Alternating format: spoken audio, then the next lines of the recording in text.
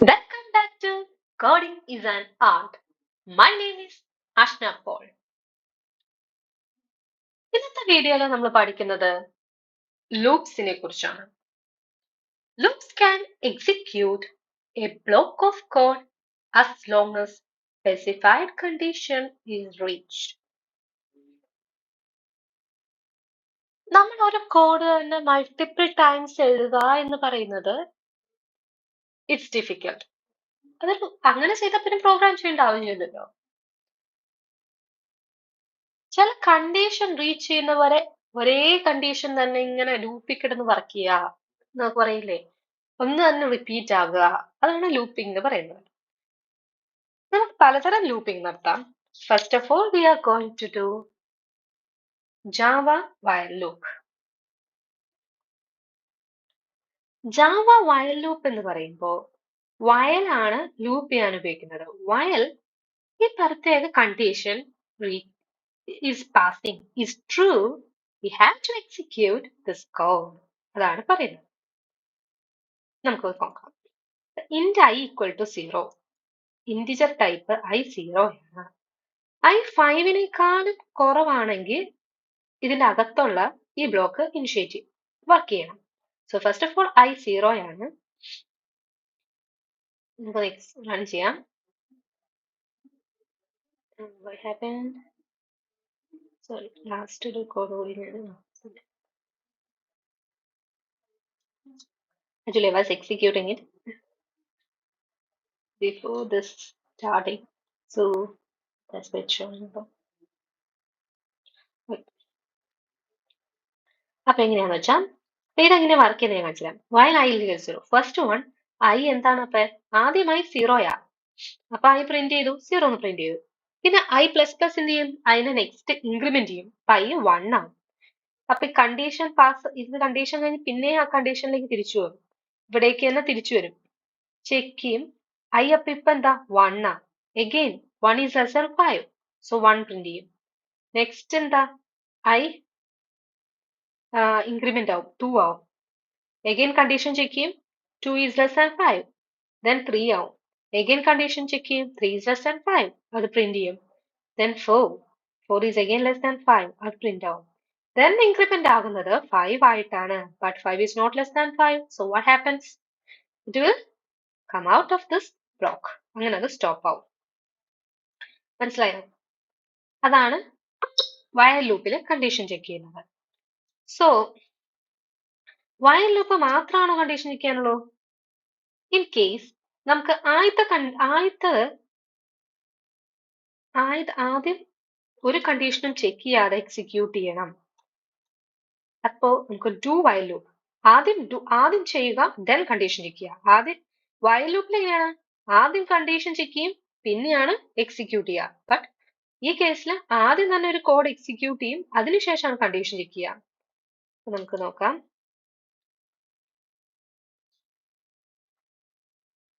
ഇതെങ്ങനെ വർക്കാവും നോക്കാം. ആദ്യം I 0 ആണ്. ഓക്കെ, 0 ആണ്. 0 ആണെങ്കിലും എന്താണെങ്കിലും ഇവിടെ പ്രിന്റ് ചെയ്തു. അതിനുശേഷം I ഇൻക്രിമെന്റ് ആയി. തവണ എന്തായി? 1 ആയി. 1 ലെസ് ദാൻ 5 ആണ്. സോ അത് പ്രിന്റ് ആയി. ഇതെങ്ങനെ കണ്ടീഷൻ എന്ന് പറഞ്ഞു കഴിഞ്ഞാൽ, അപ്പൊ ഇത് വയൽ ലൂപ്പ് പോലെ തന്നെ, ഇങ്ങനെ ഇരിക്കുമ്പോൾ വയൽ ലൂപ്പ് പോലെ തന്നെയാ. നെക്സ്റ്റ് I 2 ആയി, 2 ലെസ് ദാൻ 5 ആണ്. സോ വീണ്ടും ഈ കണ്ടീഷൻ ഇൻക്രിമെന്റ് ആയി. 3 ആയി, 3 വർക്കായി. 4 ആയി, 4 വർക്കായി. ഇൻ കേസ് ആദ്യമായി 6 ആർന്നു എന്നിരിക്കട്ടെ. 6 ആവുമ്പോ എങ്ങനെയാ? 6 ലെസ് ദാൻ 5 ആവും. പക്ഷേ ഈ കേസിൽ ആദ്യം തന്നെയാണ് ഡു ചെയ്യാണ് ചെയ്യുന്നത്, അതിനുശേഷം കണ്ടീഷൻ ചെക്ക് ചെയ്യുള്ളൂ. അപ്പൊ എന്ത് സംഭവിക്കും? അത് ആദ്യത്തെ സ്റ്റേറ്റ്മെന്റ് വർക്ക് ചെയ്യും. ഓക്കെ, എന്ന് വെച്ചാൽ do while loop is A variant of the while loop ആണ്.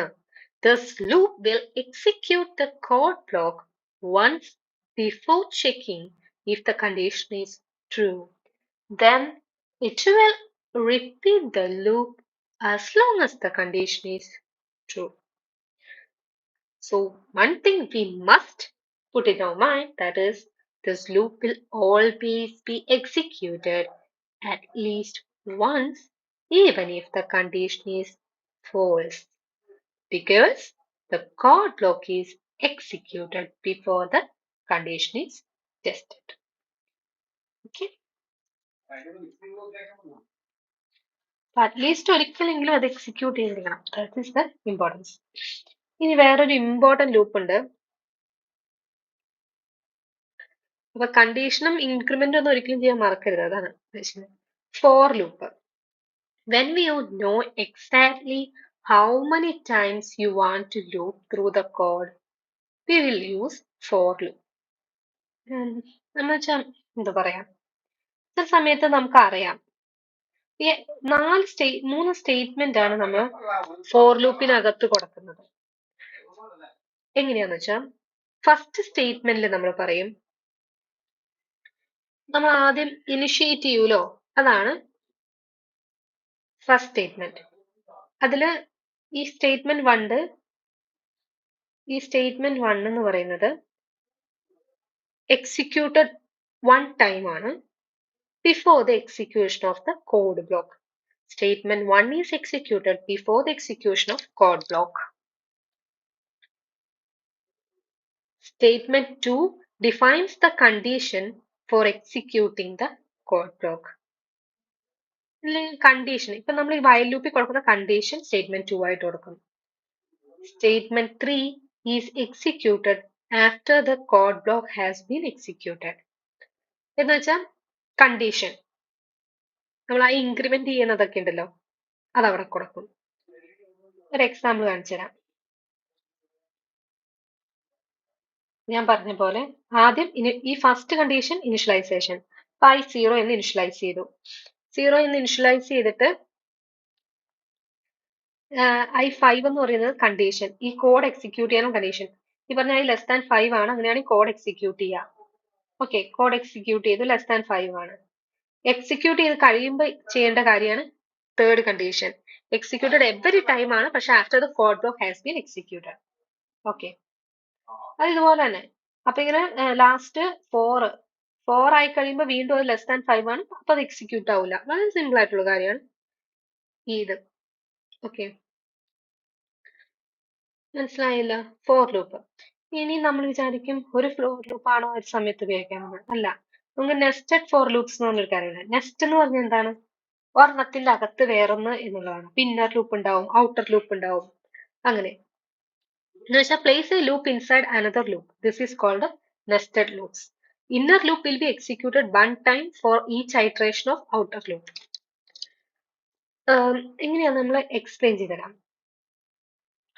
ഇപ്പൊ ഇതാണ് ഔട്ടർ പുറത്തുള്ള ലൂപ്പ്, ഇന്നർ അകത്തുള്ള ലൂപ്പ്, അതറിയാലോ. നെസ്റ്റഡ് ലൂപ്സ് എങ്ങനെയാന്ന് വെച്ച് കഴിഞ്ഞാൽ നമ്മൾ ഈ ബ്രാക്കറ്റിനകത്താണല്ലോ ലൂപ്പ് സ്പെസിഫൈ ചെയ്യുന്നത്, കോഡ് സ്പെസിഫൈ ചെയ്യുന്നത്. ഈ ഔട്ടർ ലൂപ്പിനകത്താണ് നമ്മളിപ്പോ ഈ ഇന്നർ ലൂപ്പ് കൊടുത്തേക്കുന്നത്. ഔട്ടർ ലൂപ്പിന്റെ കണ്ടീഷൻ എപ്പോഴും ഫസ്റ്റ് നമ്മൾ നോക്കുവാണ്, i1 ആണ്, i ലെസ് ദാൻ 2 ആണോ? അതെ, ലെസ് ദാൻ ഈക്വൽ ടു 2 ആണ്. അങ്ങനെയാണെങ്കിൽ നമ്മൾ പറയുവാണ്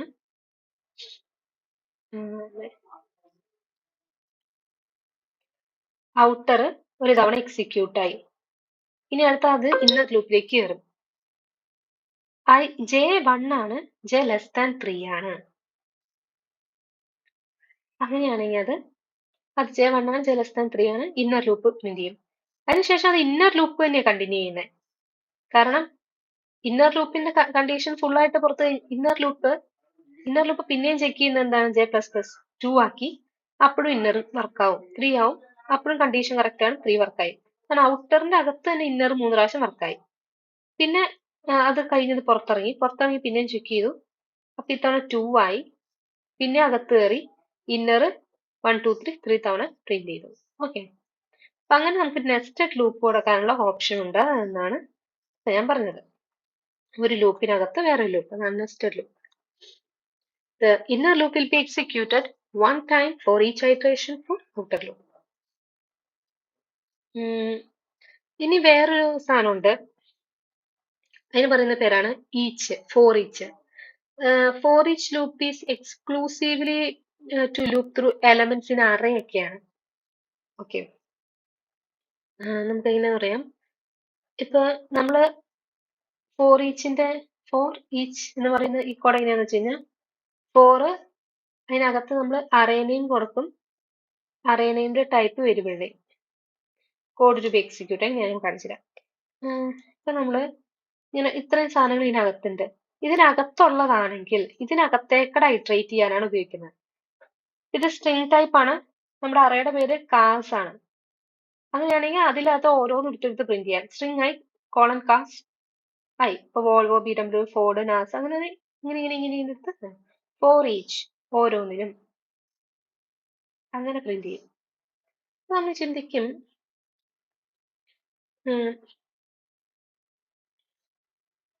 ഫോർ ഈച്ച്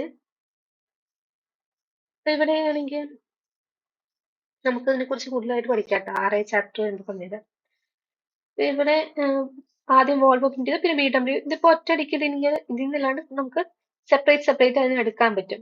ചിലപ്പോൾ ഇതിന്റെ അകത്തൊക്കെ നമ്മൾ ചിലപ്പോൾ ഈഫ് കണ്ടീഷനൊക്കെ നമുക്ക് ചെക്ക് ചെയ്യേണ്ടി വരും. അപ്പോഴൊക്കെ നമുക്ക് ഇത് ഉപയോഗിക്കാവുന്നതാണ്. അപ്പൊ അതാണ് ഫോർ ഈച്ച്. ഫോർ ഈച്ച് കൂടാതെ പിന്നെ നമുക്ക് പഠിക്കാവുന്നത്, ചില സമയത്ത് നമുക്ക് ലൂപ്പിനകത്തുനിന്ന് പെട്ടെന്ന് ബ്രേക്ക് ആവണമെന്നിരിക്കട്ടെ.